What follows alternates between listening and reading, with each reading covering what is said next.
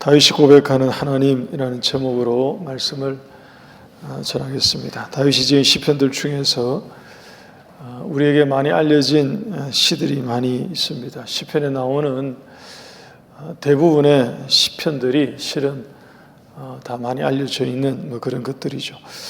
다윗이 노래로 지어서 부른 노랫말 가사들이기 때문에 우리가 부르는 찬양들 중에서 인용이 된, 사용이 된 시편들도 상당히 많이 있습니다. 그 중에서 아마 가장 많이 우리가 부르는 시편의 가사를 가지고 부르는 찬양 중에 이것도 아마 하나일 것 같습니다. 나의 힘이 되신 여호와여, 내가 주를 사랑하나이다. 주는 나의 반석이시오, 나의 요새시오, 나의 피할 바위시오, 나를 건지시는 나의 하나님이십니다 하는 이 찬양의 가사, 우리가 정말 많이 부르는 찬양이 많습니다. 여러분, 이 찬양의 가사가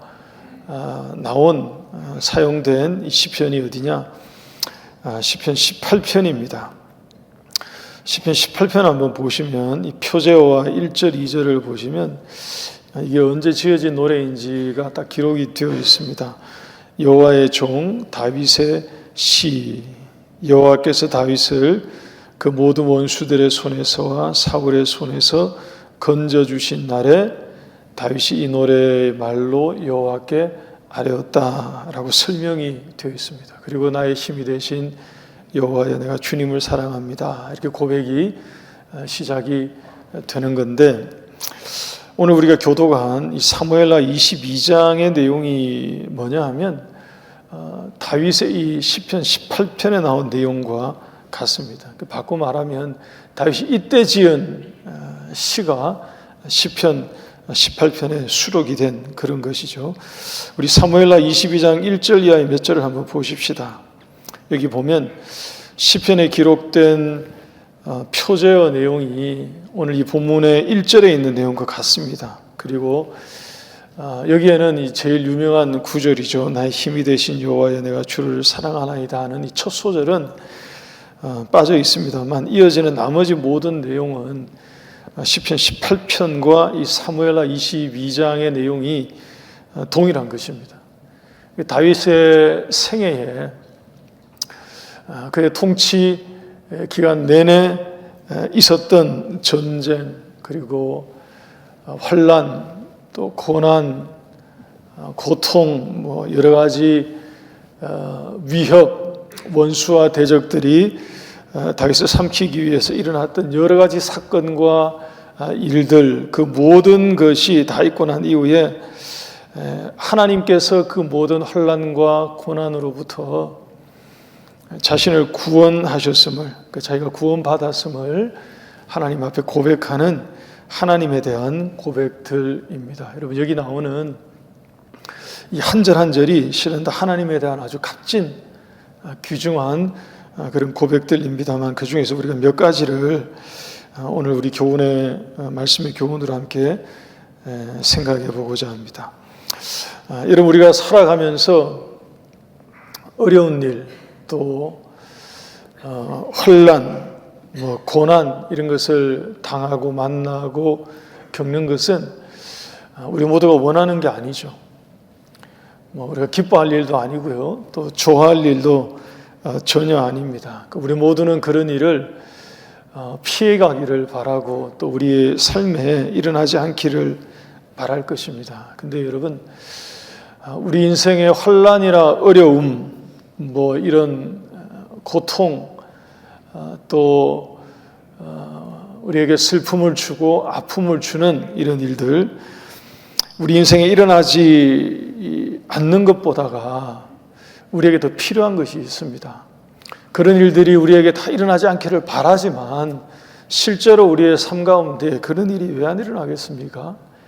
우리가 모든 환난과 고난과 고통을 어떻게 다 피하면서 살 수 있겠습니까? 그러니까 우리에게 필요한 것은 환난이나 고난이나 고통이 내게 일어나지 않는 게 필요한 게 아니고요. 왜냐하면 일어나니까요. 크고 작은 일들이 다 일어나니까요. 우리에게 더 필요한 것은 모든 환난과 어려움으로부터 우리가 건짐을 받는 일이 우리에게 필요한 줄 믿습니다. 우리 인생의 여러 가지 사건, 사고, 또 눈물 흘릴 만한 일들이 다 일어날 때에 거기로부터 하나님이 나를 건져주시느냐, 이게 제일 중요한 거죠. 실은 우리에게 제일 필요한 게 실은 그런 것입니다. 다윗은 그런 점에서 정말 좋은 본보기가 되고 있습니다. 오늘 말씀을 보게 되면 오늘 본문의 내용도 실은 그런 것입니다만, 우리 지난주 주일에도 말씀 봤죠. 21장 그 하반부에 나오던 거인족들을 만나서 4번 연달아 전쟁이 일어나고 또 일어나고 또 일어나고 또 일어나고. 다윗은 골리앗부터 이 골리앗의 후예들을 만나는 이 생의 마지막 거의 끝자락까지 그의 인생 전체를 봤을 때 온통 전쟁 이야기들, 반란이 일어나서 쫓겨가서 광야로 도망가야 됐던 그런 내용, 또 사울에게 시기와 질투를 받아서 내쫓김 당해서 여기저기를 전전긍긍하면서 피해 다녔던 그 힘든 이야기, 다윗의 생애에 관련한 일들을 쭉 읽어보게 되면 물론 다 그런 것은 아닙니다만 다윗 왕처럼 전쟁이 많았던 왕도 없고요, 환난이나 위협이나 공격을 많이 받은 또 사람도 없고요. 그러니까 온통 그런 유의 내용들이 기록되어 있는 것을 우리가 볼 수 있습니다. 그런데 오늘 이 본문의 고백이 귀한 것은 그 모든 환난과 어려운 일, 그 난관 또 고초 이런 것으로부터 그가 결국 구원받았다는 것입니다. 그런 일이 일어나지 않았음을 고백하는 것이 아니고, 그게 그의 고백이 아니고요, 하나님이 내 모든 삶의 환난이나 고난을 주시지 않으셨다 하는 것이 그의 고백이 아니라, 그 모든 일이 일어났음에도 불구하고 거기로부터 하나님이 자신을 구원해 주셨음을 하나님 앞에 고백하는 것입니다. 그래서 여러분, 우리 먼저 같이 한번 따라하시면 좋겠습니다. 하나님의 마음에 합한 사람에게도 고난과 시련이 있습니다. 우리 한 번 더 보시면서 같이 한번 읽으시죠. 시작. 하나님의 마음에 합한 사람에게도 고난과 시련이 있습니다. 여러분, 이게 참 중요한 고백이에요. 실은. 하나님은 다윗이 마음에 합하다고 말씀하셨거든요. 내 마음에 합한 사람이라고 얘기하셨고, 다윗에게는 최고의 칭찬입니다. 그럼에도 불구하고 그의 삶에 전쟁이 끊이지 않았고요, 시련이 또 고난스러운 일이 끊이지 않고 계속 있었다 하는 것입니다. 그래서 중요한 게 뭐냐 하면, 그런 게 없는 게 중요한 게 아니고 그 모든 것으로부터 건짐을 받느냐 그렇지 못하냐 하는 것이 가장 중요한 문제가 된다는 것입니다. 여러분, 잠언 24장 16절 말씀 보면, 대저 의인은 7번 넘어질지라도 다시 일어나려니와 악인은 재앙으로 인하여 엎드려진다고 말씀하였습니다. 의인이 7번 넘어진다 하는 얘기는 그의 삶 가운데 넘어질 만한 일이 끊임없이 일어나고 있음을 말하는 거죠. 그러니까 의인이 계속해서 넘어질 수밖에 없는 그런 시련과 고초와 고난이, 환난이 계속 있어서 넘어뜨린다는 것입니다. 그런 일이 많다는 그런 얘기죠. 그럼에도 불구하고 의인은 어떤 사람이냐? 그런 일이 없는 사람이 의인이 아니고요, 7번 넘어지는 그런 일들이 계속 일어나지만 그러나 거기로부터 다시 일어나 서는, 그 모든 환난과 고난과 넘어뜨리는 여러 가지 일들로부터 다시 일어나 바르게 서는 그 사람이 의인이다는 것입니다. 믿으십니까? 저와 여러분들에게 여러분 이러한 고백이 우리의 고백이 되어서 갖가지 환난을 만나고 어려운 일을 만날 때 여러분 7번 넘어져도 다시 7번 일어나는 우리 모두가 될 수 있기를 축복합니다. 그 모든 환난에서 다윗은 바로 건져주시는 그 하나님을 경험한 거예요. 하나님께서 나를 건져주셨다. 2절 말씀 한번 보시기 바랍니다. 2절 말씀 보니까 오늘 본문 2절입니다. 여호와는 나의 반석이시오 나의 요새시오 나를 위하여 나를 건지시는 하나님이심을 고백한 것입니다. 그의 고백 가운데 이게 가장 첫 번째 고백이고요. 그리고 가장 큰 고백이 실은 이 고백이에요. 17절 말씀도 보십시오. 우리 17절은 같이 한번 읽어주시면 감사하겠습니다. 시작.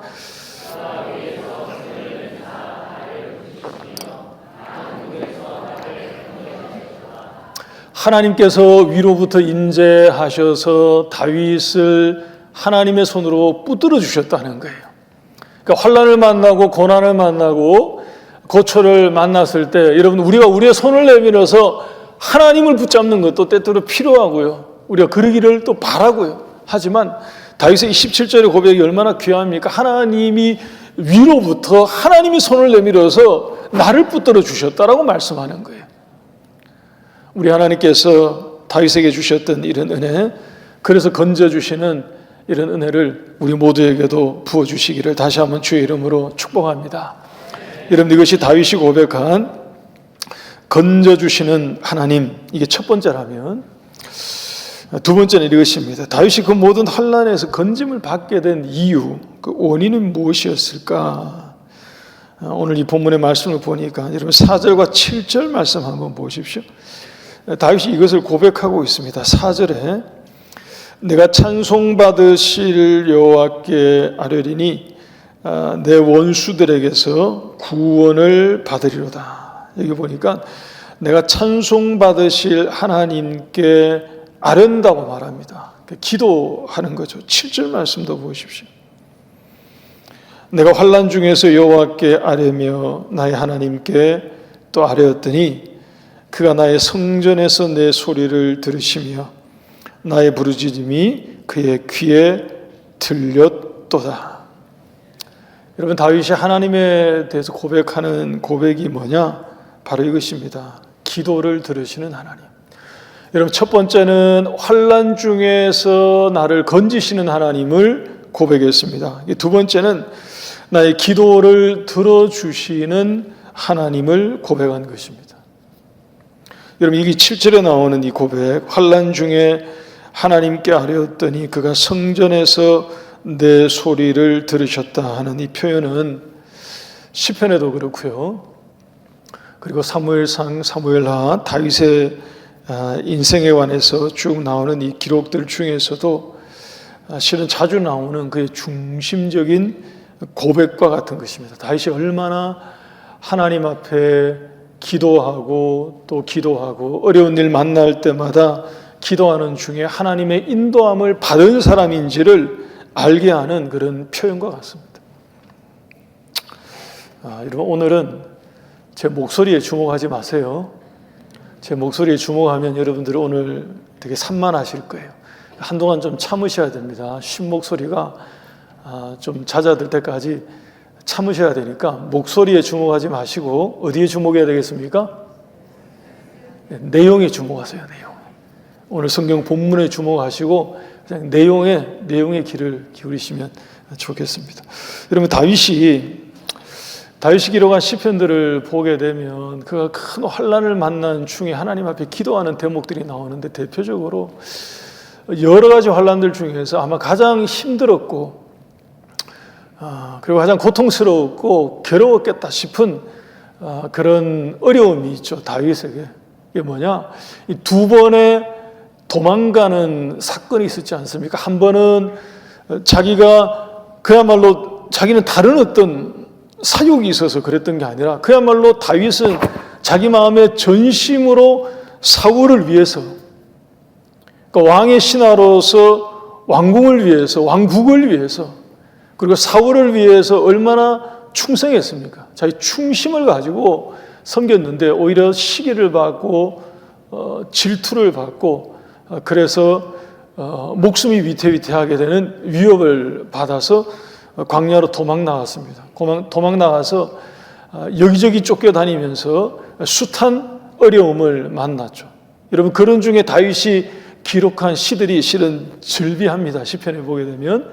근데 그 중에 시편 34편을 보게 되면 표절을 보시면 이렇게 되어 있습니다. 이게 언제 기록한 시냐 하면 다윗이 사울에게 쫓겨나서 블레셋 왕입니다. 이 아비멜렉은 아비멜렉에게 갔다가 그 아비멜렉 앞에서도 미친 척 하면서 쫓겨나올 때 지은 시라고 되어 있습니다. 그러니까 사울에게 공격을 받아서 목숨을 부지하려고 블레셋 땅으로 내려가서 소위 말해 가장한 거죠. 근데 아비멜렉이 이 사람이 다윗인 것을 대번에 알고 자기의 정체가 탄로났다는 생각이 드니까 침을 흘리면서 미친 사람인 것처럼 행세를 해서 빠져나올 때 지은 시가 이 34편입니다. 그러니까 다윗의 마음 가운데 참 곤혹스럽죠. 유대 땅에도 있을 곳이 없고요. 블레셋 땅에도 들어갈 수도 없고요. 그야말로 그냥 광야를 거처 없이 돌아다녀야 되는, 처량하기 짝이 없습니다. 여러분, 그럼에도 이때 다윗이 이렇게 고백합니다. 시편 34편 17절, 18절, 19절 한번 보십시오. 이렇게 고백을 했습니다. 의인이 부르짖음에 여호와께서 들으시고 그들의 모든 환난에서 건지셨도다. 여호와는 마음이 상한 자를 가까이 하시고 충심으로 통회하는 자를 구원하시는도다. 여러분, 여기에 나오는 마음이 상한 자, 또 충심으로 통회하는 자, 의인이 하나님께 부르짖었습니다 하는 이런 모든 표현들은 다 같은 내용이죠. 하나님 앞에 자기의 마음, 상한 심령을 그대로 가지고 바짝 엎드려서 통회하는 심정으로 하나님 앞에 기도하고 또 기도하고 절박하게 기도하고 있는 사람의 마음을 표현한 것입니다. 이게 자기 마음인 거죠. 자기 심정인 것입니다. 근데 하나님 앞에 그렇게 엎드려 부르짖었을 때 하나님이 들으시고 환난 중에서 건져 주실 거라는 믿음, 그런 확신, 그런 기도를 가지고 하나님 앞에 고백하고 있는 것입니다. 그래서 여러분 19절 말씀에 이어서 하는 말이 의인은 고난이 많으나 여호와께서 그의 모든 고난에서 건지신다라고 말한 것입니다. 여러분, 환난을 만났고 그리고 어려움을 만나서 또 난관을 만났고 사고가 있었고 혹시 사건이 생겼고 여러 가지 고난 중에 있을 때일수록 우리 하나님 앞에 다윗처럼 더욱 기도할 수 있는 우리 모두가 될 수 있기를 바랍니다. 여러분, 기억하십시다. 의인은 고난이 많지만 하나님께서 그 모든 고난에서 건져 주신다는 이 분명한 확신, 믿음, 여러분, 이런 심정을 가지고 하나님 앞에 기도하고 고백함으로 우리의 기도를 들어주시는, 응답해 주시는 하나님의 은혜를 맛보시는 우리 모두가 될 수 있기를 주의 이름으로 축원합니다. 여러분, 시편 3편을 보게 되면 다윗이 또 한 번 이런 고백을 합니다. 압살롬을 피하여 도망갈 때, 여러분, 이때도 그의 마음이 심히도 괴로웠을 거예요. 여러분, 압살롬은 그가 여러 아들들 중에서도 마음을 준 아들이거든요.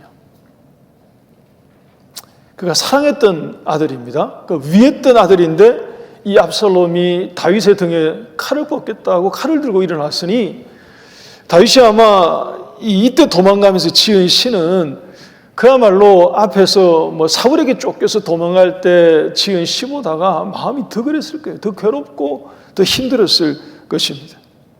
여러분, 이때 3장 1절, 시편 3장 1절 보시면 다윗이 그의 아들 압살롬을 피할 때 지은 시라고 되어 있죠.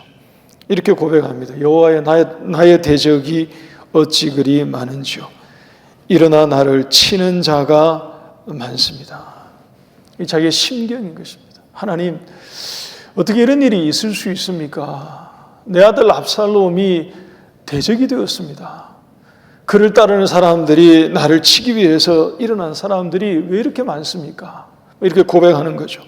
근데 여러분, 이러면서도 다윗이 4절과 5절과 6절에 시편 3편 4절, 5절, 6절에 고백하기를 이렇게 말합니다.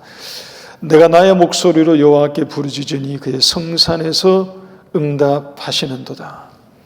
여러분, 오늘 본문에 나오는 이 표현과 같은 것이죠. 환난 중에 하나님께 아뢰었더니 하나님이 성전에서 내 소리를 들으셨습니다 하는 고백과 같은 것입니다. 하나님께서 내 기도를 들으셔서 그의 성산에서 응답하신다 하는 거죠. 그래서 하는 말이 내가 누워서 잠을 자고 또 일어나고 하나님께서 나를 붙들어주고 계십니다 라는 고백입니다. 천만인이 나를 에워싸서 진을 친다 하더라도 내가 두려워하지 않겠습니다 라고 담대하게 고백을 한 것입니다. 여러분, 이러한 다윗의 고백 그대로 우리의 기도를 들으시고 응답해 주시는 하나님을 분명히 믿고 환난을 만나고 어려운 고난과 고통을 만날 때라도 기도함으로 건짐을 받는 우리 모두가 되시기를 바랍니다. 7번 넘어질 만한 그런 일들이 7번 또 70번, 700번 혹시 우리 가운데 끊임없이 이런 일들이 일어난다 하더라도 7번 다시 일어나는 그런 다윗처럼 신실한 주의 성도들이 다 되시기를 주의 이름으로 축원합니다.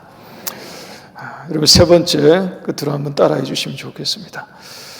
상 주시고 갚아 주시는 하나님. 한 번 더 하겠습니다. 상 주시고 갚아 주시는 하나님. 여러분, 이런 하나님을 믿으십니까? 여러분, 하나님은 상 주시고요, 그리고 때가 되면 갚아 주시는 하나님이십니다. 20절과 21절 말씀 보게 되면 본문 19절까지는 설명드린 것처럼 기도를 들으시는 하나님, 그리고 임재하셔서 환난 중에 있는 우리를 건져주시는 하나님, 이런 하나님을 다윗이 고백한 것이라면 20절부터 나오는 뒤에 쭉 이어지는 한 절 한 절의 내용이 다 뭐냐 하면 우리에게 좋은 것 주시는 하나님이에요. 상 주시고 복 주시고 그리고 하나님의 때에 갚아주신다 하는 말씀들을 다윗이 고백하고 있습니다. 20절 보니까 나를 또 넓은 곳으로 인도하신다라고 말하죠. 21절 말씀 보십시오. 내게 상을 주시고 내 손의 깨끗함을 따라 갚아주신다라고 고백합니다. 25절과 26절, 27절 말씀도 한번 보십시오. 여호와께서 내 의대로 또 그의 눈앞에서 내 깨끗한 대로 내게 갚아주시고 자비한 자에게는 주의 자비하심을, 완전한 자에게는 무엇을? 주의 완전하심을, 깨끗한 자에게는 주의 깨끗하심을, 그리고 사악한 자에게는 주의 거스르심을 보인다고 하십니다. 여러분, 이 내용이 전부 무슨 내용입니까? 상을 주시고 갚아주시는 하나님이 계신다 하는 것을 다윗이 고백한 것입니다. 그래서 다윗은 어떻게 사느냐? 하나님이 내게 상을 주시고 그리고 때가 되면 하나님께서 내가 보인 행위대로 나의 깨끗함을 보시고 주의 깨끗함으로, 나의 완전함을 보시고 주의 완전함으로 그렇게 갚아주신다 하는 것을 알고 있었기 때문에 다윗은 어떻게 사느냐? 그가 환난을 만났고 고난을 만났고 고초를 당하고 있고 어려운 일들 때문에 힘겨워하고 있는 이런 시편의 고백들을 가지고 있으면서 하면서도 그런 가운데서도 하나님의 도를 지켰습니다 라고 말하는 거예요. 하나님의 길을 떠나지 않고 하나님의 의를 지키고 하나님의 공의를 버리지 않고 하나님을 떠나지 않고 살았습니다 라고 고백합니다. 22절과 23절 한번 보십시오. 여호와의 도를 지키고 악을 행함으로 하나님을 떠나지 않았다고 말하죠. 23절도 보십시오. 그의 모든 법도를 자기 앞에 두고 규례를 버리지 않고 살았다고 합니다. 왜 그러냐? 상 주시고 공의대로 갚아주시는 하나님을 분명히 믿었기 때문에 환난을 만나고 어려운 일을 만나서 심히도 힘든 가운데 있으면서도 하나님을 따라가는 하나님의 도, 하나님의 길에서 벗어나지 않았다 하는 것입니다. 교우 여러분, 다윗의 이러한 고백이 저와 여러분들의 신앙 고백이 되어야 할 줄 믿습니다. 베드로가 1세기를 살던 초대교회 성도들에게 강하게 훈계하면서 말씀했던 적이 있습니다. 예수님이 승천하실 때 그들에게 약속하고 가셨거든요. 너희들이 본 그대로 곧 다시 오신다라고 얘기하고 가셨습니다. 그래서 1세기에 주님을 믿던 사람들은 우리 너무 잘 알고 있지만 우리하고는 사실 좀 다르죠. 마음이. 그들은 정말로 주님의 강림하심이 곧 이루어진다고 너무 믿었기 때문에 그렇게 바라보며 살았습니다. 근데 10년이 지나고 20년이 지나고 25년이 지나고 이렇게 세월이 자꾸 한 해 한 해 가는 중에 조짐이 보이지가 않죠. 주님이 다시 오실 징조가 보이지 않습니다. 근데 세상이 그들에게 보이는 세상의 핍박과 박해 이런 것은 점점 더 강해집니다. 로마의 힘은 더 강해지고요. 로마 황제들의 핍박과 박해는 점점 더 세지고요. 그래서 믿음을 가지고 있던 초대교회 성도들이 이제 흩어지기 시작합니다. 신앙을 버리고 흩어진 사람도 실은 많습니다. 신앙을 지키기 위해서 디아스포라가 되기도 했지만 신앙을 버리기 위해서 디아스포라가 된 사람도 숱하게 있다고요. 그래서 그들 속으로 들어가고요. 세상으로 돌아가고요. 심지어 예수님을 신실하게 따르던 사람들 중에서도 세상을 사랑하여 돌아갔다고 나오는 그런 사람들은 나오지 않습니까? 베드로가 그 1세기 성도들을 향해서 훈계하고 또 책망하면서 들려주신 말씀이 베드로전서, 베드로후서 이런 말씀인데 이렇게 권면했습니다. 베드로후서 3장 8절 말씀에 우리 너무 잘 알고 있는 말씀이죠. 사랑하는 자들아, 주께는 하루가 1000년 같고 1000년이 하루 같다는 이 한 가지를 잊지 말라고 말합니다. 주의 약속이 더디다고 자꾸 말하는 어떤 사람들이 생각하고 말하는 것처럼 그렇게 더딘 것이 아니라 하나님이 오랫동안 우리를 참아주시는 중에 우리 모두가 하나님께로 다 돌아와서 구원받으시기를 기뻐하셔서 우리에게 구원의 기회를 주고 계시는 것임을 잊지 말라고 그들에게 권면을 합니다. 그러면서 베드로가 한 얘기가 베드로후서 3장 10절과 12절을 한번 보실까요? 이렇게 얘기를 한 것입니다. 주의 날이 불현듯 올 것이라고 말합니다.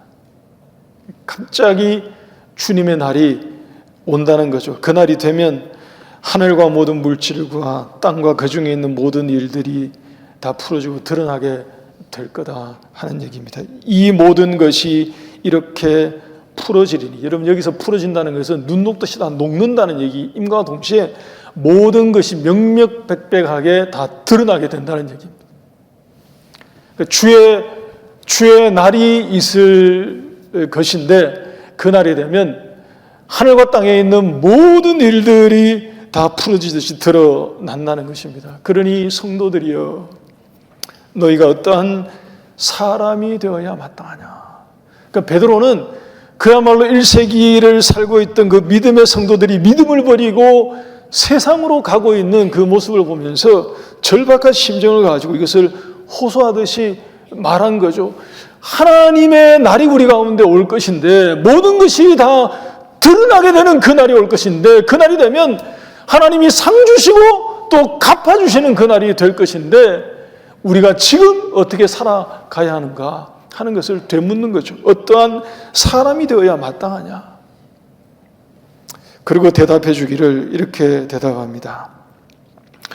거룩한 행실과 경건함으로 하나님의 날이 임하기를 바라보고 간절히 사모하라. 여러분 아멘이십니까? 베드로의 권면입니다.